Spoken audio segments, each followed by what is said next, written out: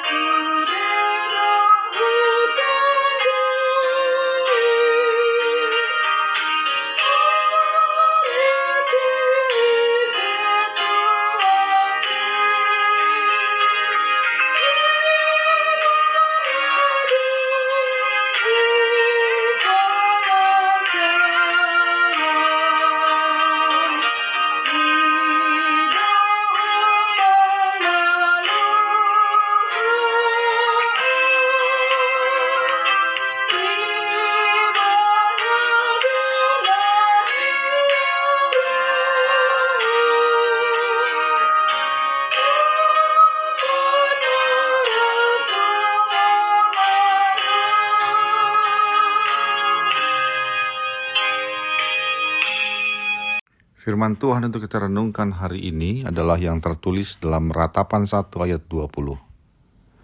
Tuhan, lihatlah betapa besar ketakutanku, betapa gelisah jiwaku.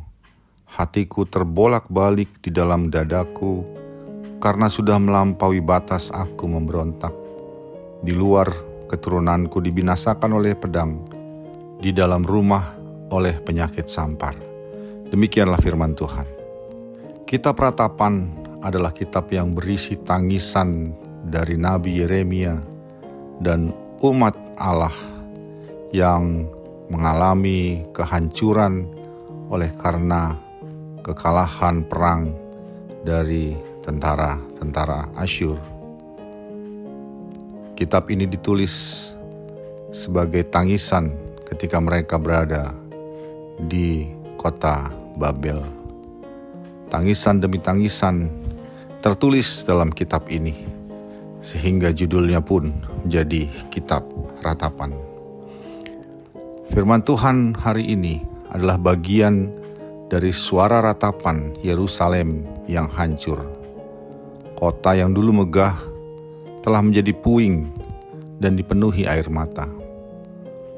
Ayat ini bukan hanya tentang jeritan kesedihan dari sang nabi yang mewakili kota Yerusalem, tetapi juga doa jujur yang lahir dari kedalaman kesedihan oleh karena kehancuran di kota Yerusalem. Doa yang jujur yang lahir dari kedalaman hati yang telah luka. Bagian awal dari firman Tuhan hari ini berkata, "Ya Tuhan, lihatlah betapa besar ketakutanku." Ini adalah sebuah seruan agar Allah memperhatikan penderitaan dari umat oleh karena kehancuran yang telah mereka alami. Mereka merasakan bahwa Tuhan pun telah meninggalkan mereka, dan itu juga menjadi luka yang amat dalam.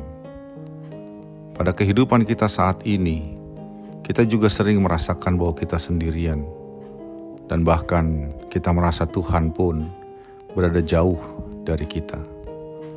Karena itu firman Tuhan hari ini juga berbicara kepada kita, agar kita mau berseru kepada Tuhan dalam kondisi di mana kita merasa sendiri, merasa terluka oleh berbagai kondisi yang ada.